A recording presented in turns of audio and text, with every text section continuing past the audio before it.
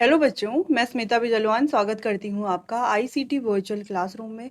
आशा करती हूँ आप सभी स्वस्थ होंगे और अच्छे से अपनी पढ़ाई कर रहे होंगे। बच्चों, आज हम पढ़ने जा रहे हैं क्लास 10th की साइंस। और क्लास 10th साइंस में हमारा चैप्टर चल रहा था केमिकल रिएक्शन एंड इक्वेशन। ठीक है, तो केमिकल रिएक्शन और इक्वेशन में हमने देखा कि केमिकल रिएक्शंस क्या होती हैं, केमिकल चेंजेस, फिजिकल चेंजेस क्या होते हैं, और केमिकल इक्वेशंस क्या होती हैं, कैसे लिखी जाती हैं, स्केलेटल केमिकल इक्वेशन क्या होती है, जो अनबैलेंस जो होते हैं। ठीक है, कैसे हम बैलेंस केमिकल इक्वेशन लिखेंगे, आज हमें ये पढ़ना है। ठीक है, तो आज हमें बैलेंस केमिकल इक्वेशंस कैसे हम बनाएंगे, कोई भी स्केलेटल अगर हमारे पास इक्वेशन है या कोई भी अनबैलेंस इक्वेशन है, उसे बैलेंस कैसे करेंगे, इसके बारे में आज हम डिस्कस करेंगे। तो चलिए बच्चों, स्टार्ट करते हैं और बढ़ते हैं स्मार्ट बोर्ड की तरफ। केमिकल रिएक्शन और इक्वेशन में सबसे पहले केमिकल रिएक्शन का बेसिक इंट्रोडक्शन हमने देख लिया था। फिर बात कर ली थी कि केमिकल रिएक्शन है क्या। ठीक है, जहां पर क्या होता है, एक या एक से ज्यादा प्रोडक्ट, सॉरी, एक या एक से ज्यादा रिएक्टेंट कन्वर्ट होते हैं एक या एक से ज्यादा प्रोडक्ट में। जैसे आपको रिएक्शन दिख रही है, CH4 plus 2O2 give CO2 plus 2H2O। ठीक है, यानी कि मीथेन का जब कंबशन होगा, ये प्रोसेस है कौन सी, मीथेन के कंबशन की प्रोसेस है। मीथेन का जब कंबशन होगा तो क्या बनेगा, कार्बन डाइऑक्साइड और वाटर। ठीक, चलो ये भी हमने डिस्कस किया था कि राइट हैंड साइड लिखे जाएंगे प्रोडक्ट और लेफ्ट हैंड साइड लिखे जाएंगे रिएक्टेंट। ये आपको ध्यान रखना है। फिर हमने एग्जांपल्स कुछ देख लिए थे, एक बार आप देख लीजिए इन एग्जांपल्स को। फिर बात की थी कि जब भी कोई फिजिकल चेंज होगा, सॉरी, जब भी कोई केमिकल रिएक्शन होगी तो कई सारे चेंजेस होंगे, जैसे स्टेट में, अवस्था में चेंज होना, रंग में चेंज होना, गैस का इवॉल्व होना, ठीक है, तापमान में परिवर्तन आना। तो ये कई सारे चेंजेस आपको देखने को मिलेंगे। नेक्स्ट, फिजिकल चेंज और केमिकल चेंज में डिफरेंसेस हमने देख लिए थे। फिर हम केमिकल इक्वेशन के बारे में बात कर रहे हैं। ठीक है, केमिकल इक्वेशन क्या होती है। तो सबसे पहले जैसे यहाँ पर लिखा गया मैग्नीशियम प्लस ऑक्सीजन के मैग्नीशियम ऑक्साइड, तो ये क्या है, वर्ड इक्वेशन की फॉर्म में है। और इस वर्ड इक्वेशन की फॉर्म में हम क्या करते हैं, इसे और शॉर्टर फॉर्म में लिखते हैं और सिंपलेस्ट वे में लिखते हैं। ठीक है, क्या करते हैं, इसे ऐसे फॉर्मूलाज में लिखते हैं। जैसे हमने लिखा मैग्नीशियम प्लस ऑक्सीजन के मैग्नीशियम ऑक्साइड। तो सेम चीज यहाँ पर कही गई थी कि रिएक्टेंट को लेफ्ट हैंड साइड लिखा जाएगा, प्रोडक्ट को राइट हैंड साइड लिखा जाएगा। तो यहाँ तक तो लास्ट लेक्चर हमने कंप्लीट कर लिया था। ठीक है, चलो, तो ये भी देख लिया था। Law of conservation of mass के बारे में हम बात कर रहे थे लास्ट लेक्चर में। तो हमने बच्चों ये पढ़ा था कि law of conservation of mass क्या कहता है।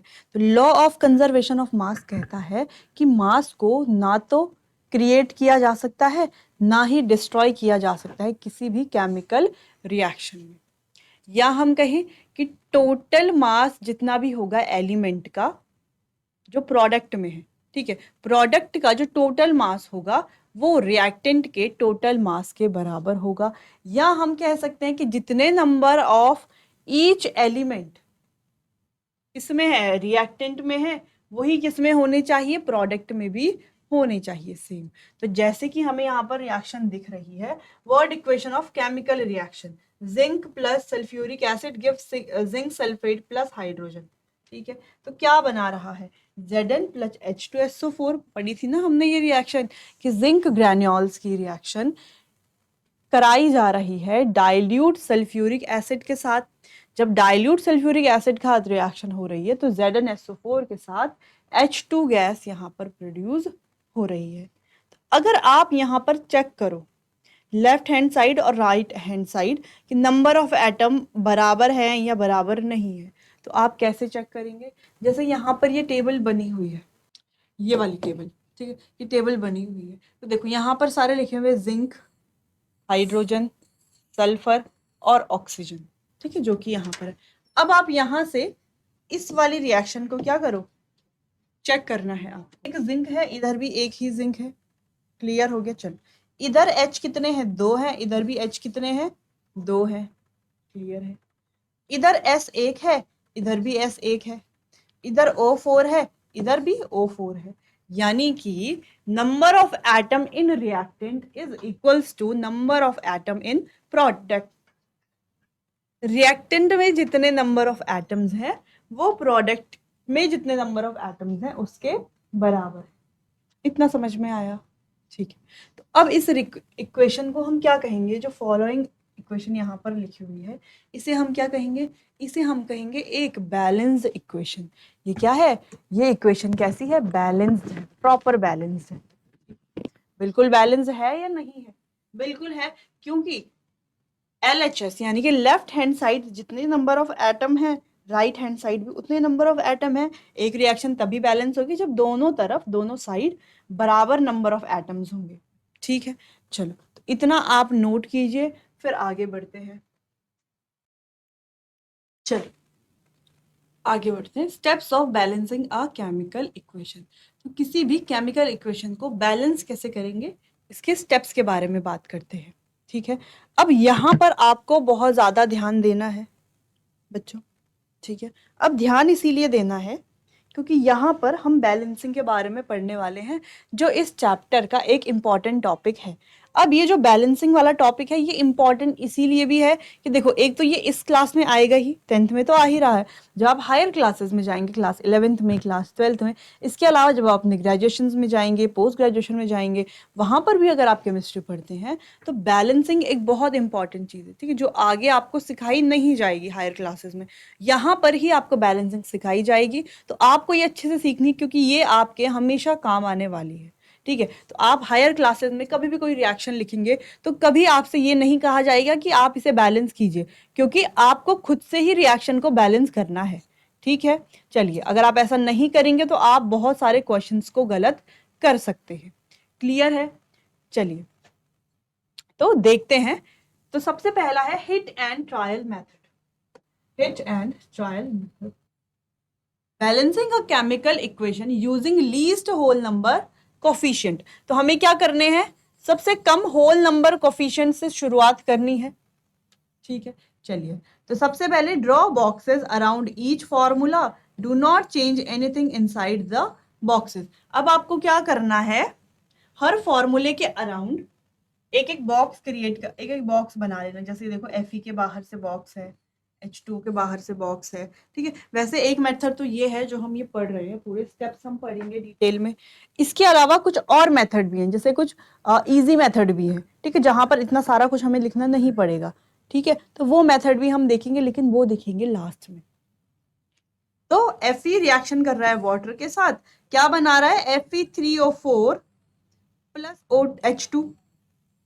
चलो, तो क्या ये रिएक्शन बैलेंस है? अगर ऐसे ही आप, सबसे पहले ऐसे नहीं कि आपको रिएक्शन बैलेंस करना शुरू कर देना है, नहीं, पहले आपको रिएक्शन देखना है कि क्या इस रिएक्शन में बैलेंसिंग की आवश्यकता है या नहीं है। जैसे अगर हम इस रिएक्शन को देखें, जिंक की H2SO4 के साथ रिएक्शन, तो इस रिएक्शन में बैलेंसिंग की आवश्यकता थी ही नहीं, क्योंकि ये पहले से ही बैलेंस थी। लेकिन अगर हम इस रिएक्शन को देखते हैं तो सबसे पहले हमें देखना है कि रिएक्शन में बैलेंसिंग की आवश्यकता है या नहीं है। तो देखो, आप अगर लेफ्ट हैंड साइड देखते हैं तो आपके पास एक Fe है, जो हमने यहाँ पर दूसरा, जो स्टेप 2 है, स्टेप 2 में हमें क्या करना है? किस इस तरीके से टेबल बनानी है। ठीक है, उसमें डिफरेंट एलिमेंट्स लिखने हैं और देखना है कि लेफ्ट हैंड साइड और राइट हैंड साइड कितने प्रेजेंट है और कितने प्रेजेंट नहीं है। तो जैसे आप देखो यहाँ पर Fe लेफ्ट हैंड साइड एक ही है, लेकिन राइट हैंड साइड 3 Fe है। हाइड्रोजन की बात करें तो लेफ्ट हैंड साइड 2 है। ठीक है, लेकिन राइट हैंड साइड आप देख पा रहे हो, राइट हैंड साइड भी 2 ही है। हाइड्रोजन आपको दिख रहे हैं, है ना? ये देखो, 2 यहाँ पर हैं और 2 यहाँ पर भी है। ऑक्सीजन की बात करें तो लेफ्ट हैंड साइड केवल एक ही ऑक्सीजन है, लेकिन राइट हैंड साइड 4 ऑक्सीजन दिखाई दे रहे हैं। यानी कि यहाँ पर बैलेंसिंग की आवश्यकता बिल्कुल है, बिल्कुल है। ठीक है, चलिए, तो सबसे पहला स्टेप यही है। तो पहला स्टेप आप नोट कीजिए और दूसरा स्टेप भी नोट कर लीजिए। पहला स्टेप आपको बॉक्सेस बना लेने हैं। ठीक है, दूसरा स्टेप है आपको इस तरीके से टेबल बना लेनी है जिसमें डिफरेंट एलिमेंट लिखने हैं। ठीक है, फिर आपको कंपेयर करना है कि लेफ्ट हैंड साइड और राइट हैंड साइड कितने कितने यहाँ पर एटम प्रेजेंट है। ठीक, नोट कीजिए इतना।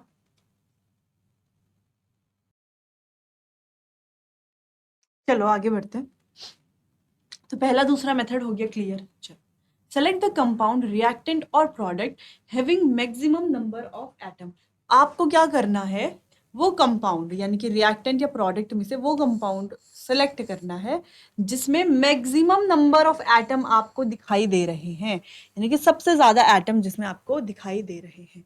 ठीक है, चलो तो देखो Fe3O4 इसमें ज्यादा एटम्स दिखाई दे रहे हैं। In that select the atom having maximum number of atom. तो मैक्सिमम नंबर ऑफ एटम है किसमें, ऑक्सीजन में है।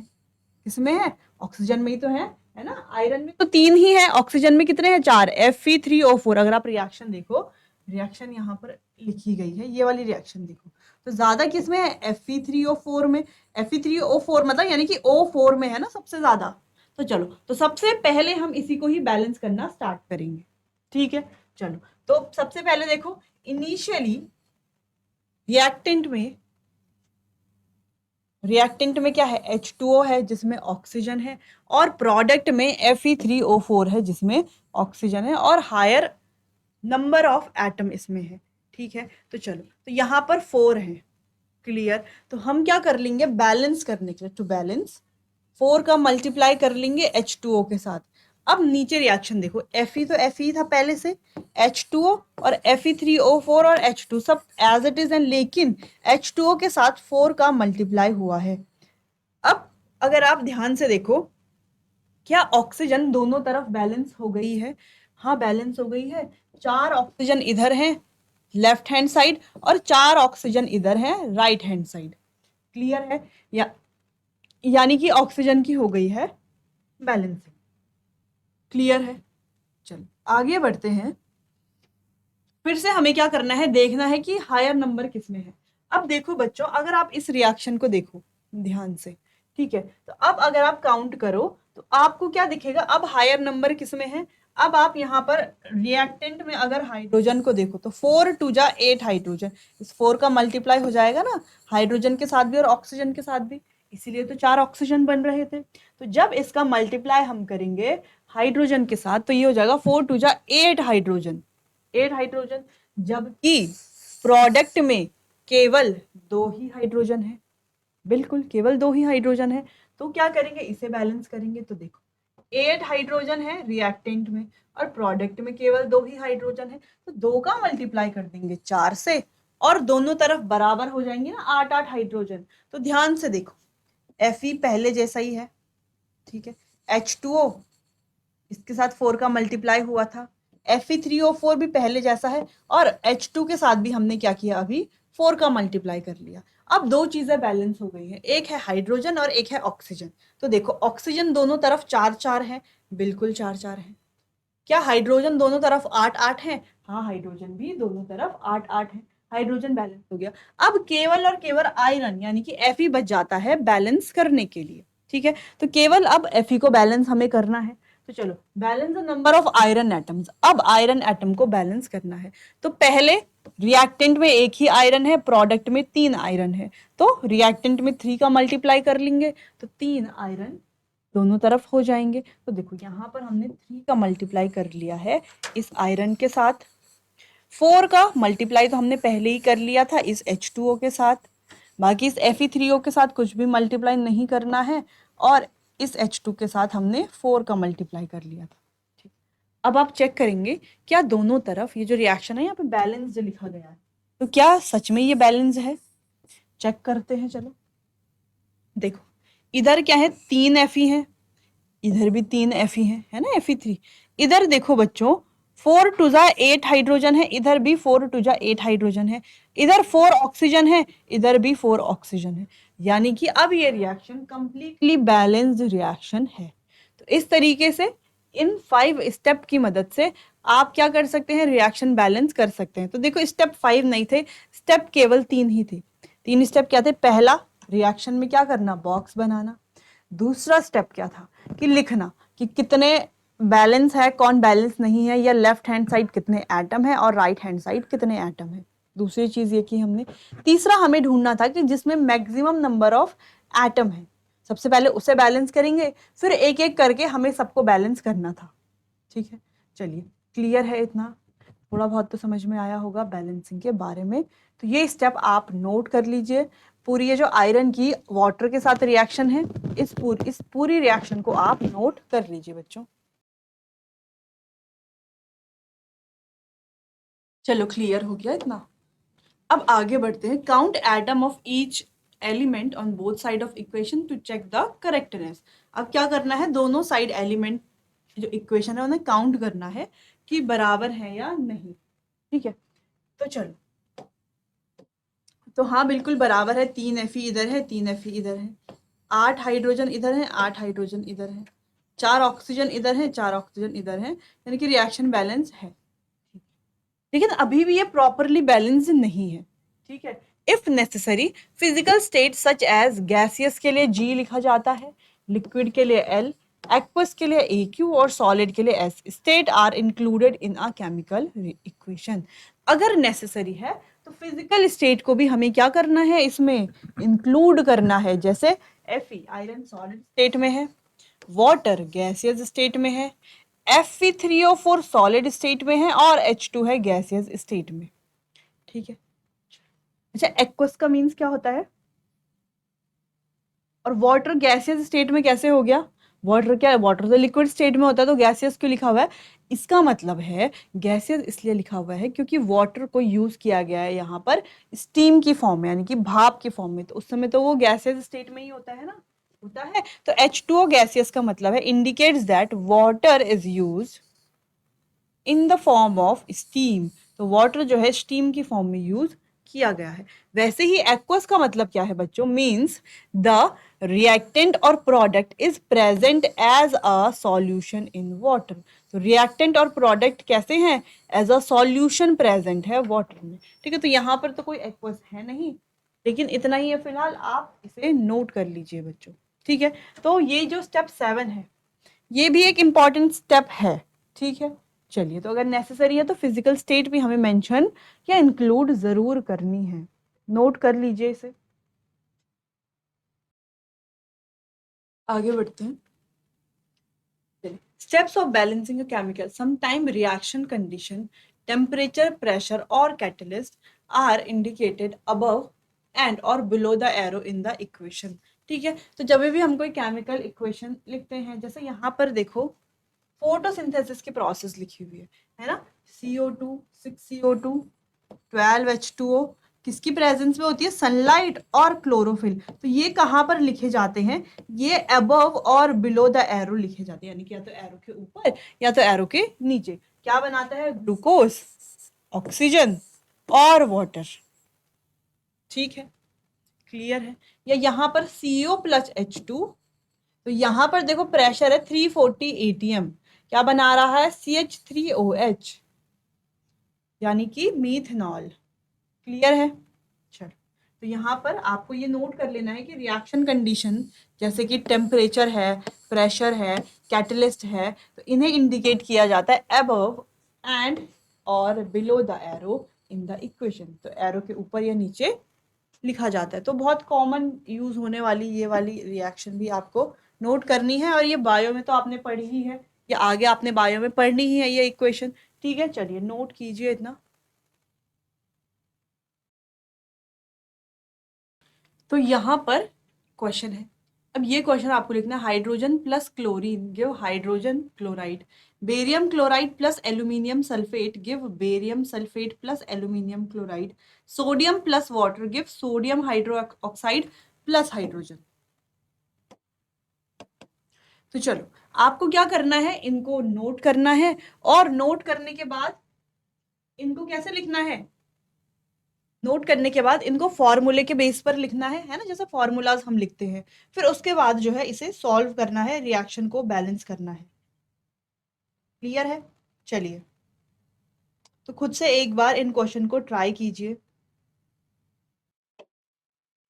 चलो, तो रिएक्शन यहाँ पर लिख लेते हैं, फिर आप बैलेंस कर लेना इनको। ठीक है, तो चलो, पहला है hydrogen plus chlorine gives hydrogen chloride, यानी कि HCl।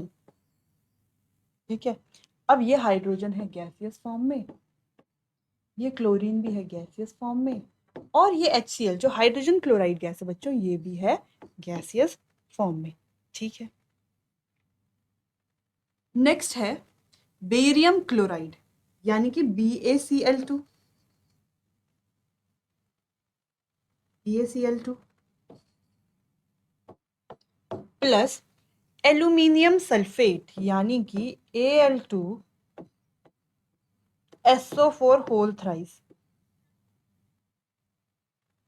यह एक्वस, ये दे रहा है, क्या दे रहा है, बेरियम सल्फेट यानी कि BaSO4 प्लस क्या दे रहा है, एल्यूमिनियम क्लोराइड यानी कि AlCl3, ये है सॉलिड और ये है एक्वस, ठीक है। बैलेंस आपको खुद से करना है रिएक्शन को। अगला है सोडियम, तो बहुत इजी रिएक्शंस हैं, ठीक है। सोडियम प्लस वाटर, ठीक है, सोडियम है सॉलिड और वाटर क्या है, लिक्विड, गिव सोडियम हाइड्रोक्साइड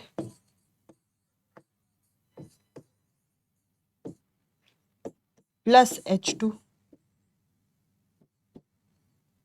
ठीक है। चलो, तो ये 3 क्वेश्चन यहाँ पर हैं, अब आप इन्हें नोट कर लीजिए और बैलेंस कीजिए खुद से। फिर पहली रिएक्शन के बारे में बात करते हैं। देखो, पहली रिएक्शन में H कितने हैं, इधर हाइड्रोजन कितने हैं, 2 हैं, और क्लोरीन इधर हाइड्रोजन एक ही है, इधर क्लोरीन 2 है, इधर भी क्लोरीन एक ही है। तो अगर हम इसका मल्टीप्लाई 2 से कर दें, है ना, हाईएस्ट कितना है, दोनों बराबर ही तो हैं, पहले हमें हाईएस्ट वाला ढूंढना है जिसमें ज्यादा नंबर ऑफ एटम है, तो दोनों में बराबर ही एटम है। तो क्या कर लेंगे हम, यहाँ पर अगर इसका मल्टीप्लाई 2 से कर देते हैं तो क्या अब ये रिएक्शन बैलेंस है। देखो, अब इधर 2H2 है, इधर 2 हाइड्रोजन है, इधर 2Cl है, इधर भी 2Cl है, ठीक है। अब ये रिएक्शन क्या हो चुकी है, एक प्रॉपर बैलेंस रिएक्शन है, ठीक है। अगली रिएक्शन देखो, बेरियम क्लोराइड की रिएक्शन हो रही है एल्यूमिनियम सल्फेट के साथ, बना रहा है BaSO4 और एल्यूमिनियम क्लोराइड। तो रिएक्शन बैलेंस करते हैं। सबसे पहले देखो, हाईएस्ट कौन सा है, ऑक्सीजन है, यहाँ पर ऑक्सीजन कितने हैं, 4, 4 3 12, यानी कि 12 ऑक्सीजन है, और यहाँ पर ऑक्सीजन कितने हैं, 4 है। देखो, इधर Ba कितना है, 1 है, इधर भी 1 है, इधर Cl कितने हैं, 2 हैं, इधर Cl कितने हैं, 3 है, इधर Al कितने हैं, 2 है, इधर Al 1 ही है, इधर सल्फर कितने हैं, 3 है, और इधर ऑक्सीजन कितने हैं, 12 है, इधर सल्फर कितना है, 1 ही है, और ऑक्सीजन कितने हैं, 4 है, ठीक है। तो बैलेंस किसे करेंगे, पहले ऑक्सीजन को करेंगे क्योंकि ऑक्सीजन ज्यादा है। इधर है 4 3 12 ऑक्सीजन, इधर केवल 4 ही ऑक्सीजन है, तो यहाँ पर अगर हम 3 का मल्टीप्लाई कर देते हैं तो ये हो जाएगा 4 3 12 ऑक्सीजन। अब ऑक्सीजन के साथ साथ यहाँ पर सल्फर भी बैलेंस हो गया है। हाँ देखो, इधर सल्फर 3 है, इधर भी अब सल्फर 3 है, इधर ऑक्सीजन 4 है, इधर भी अब ऑक्सीजन 12 है, दोनों तरफ 12 12 ऑक्सीजन हो गए हैं। अब दूसरी चीज क्या बैलेंस करेंगे, अगर हम ध्यान से देखें, ठीक है, तो अभी हमने क्या किया है, बेरियम 3 हो गया है यहाँ पर, ठीक है, अभी तक तो एक एक था दोनों तरफ। तो हम क्या करेंगे, अगर हम यहाँ पर भी 3 का मल्टीप्लाई कर लेते हैं तो बेरियम क्या हो गए हैं, दोनों जगह बराबर हो गए हैं, ठीक है। चलो, क्लियर है बैलेंस। अब क्लोरीन की बात करते हैं, तो क्लोरीन देखो, 3 2 6 क्लोरीन इधर है, और एल्यूमिनियम इधर कितने हैं, 2 हैं, इधर 1 ही है, तो अगर हम यहाँ पे 2 का मल्टीप्लाई करते हैं तो एल्यूमिनियम 2 हो गए हैं। अब पूरा चेक कर लेते हैं रिएक्शन को, इधर बेरियम 3 है, इधर भी 3 बेरियम है, इधर क्लोरीन 3 2 6 है, इधर भी क्लोरीन 3 2 6 है, इधर एल्यूमिनियम 2 है, इधर भी एल्यूमिनियम 2 है, इधर सल्फर 3 है, इधर भी सल्फर 3 है, इधर ऑक्सीजन 4 3 12 है, इधर भी ऑक्सीजन 4 3 12 है, ठीक है। यानी कि ये रिएक्शन अब प्रॉपर बैलेंस है।